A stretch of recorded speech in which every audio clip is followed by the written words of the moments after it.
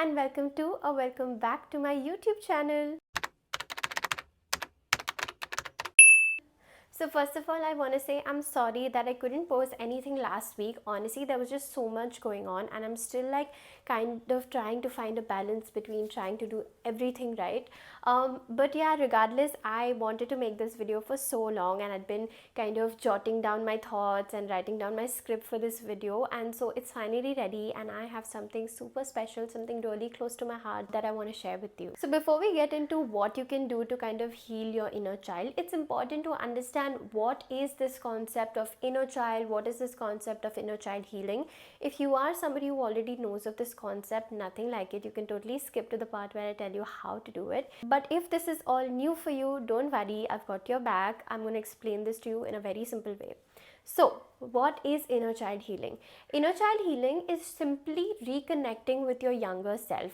The younger self that holds emotions, feelings, experiences, everything from your past. It is basically a process where you acknowledge some unresolved wounds from your childhood and you provide yourself the care and support and compassion that you've always needed. If you're someone who's wondering, why are we talking about inner child healing, why is it important to even heal your inner child, is because a lot of time when there are such unresolved wounds, it often leads to a lot of issues in your adulthood wherein it affects everything about you and the relationships that you create around yourself. Inner child healing essentially just helps you feel so much more free. You can embrace self-love, authenticity, real connections. It helps you heal the parts of you that once felt neglected, isolated, and hurt. So without any further ado, I think we should get into how you can heal your inner child. So number one has to be visualization.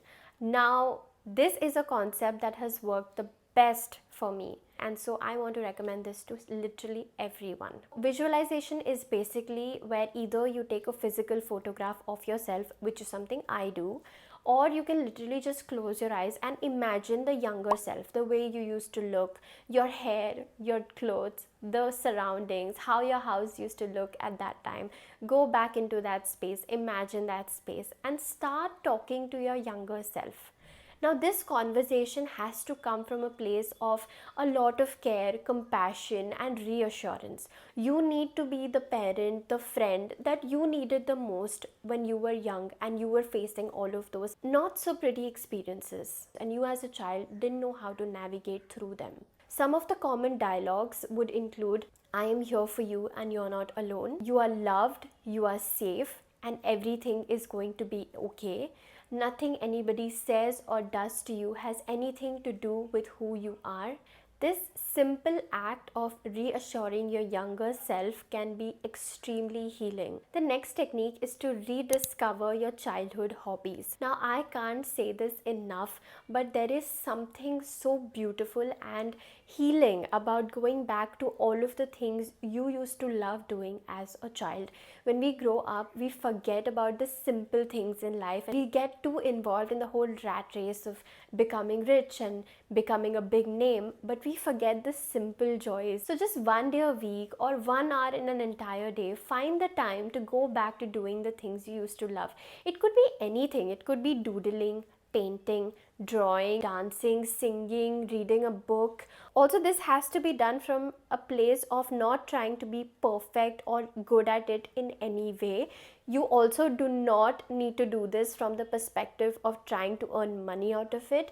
It just has to be from the place of finding your true joy, the true happiness, and just trying to make your inner child feel safe, acknowledged, and free. So the next thing that you can do is to get outdoors. Now, there is something extremely magical about being outside, whether it's playing an outdoor game or just taking a walk in the park or sitting under a tree. Being close to nature always helps to heal your inner child, your inner soul. Just simply moving your body and stepping outside in the clean air brings you back to that childlike sense of wonder and freedom. The next thing is to practice mindfulness.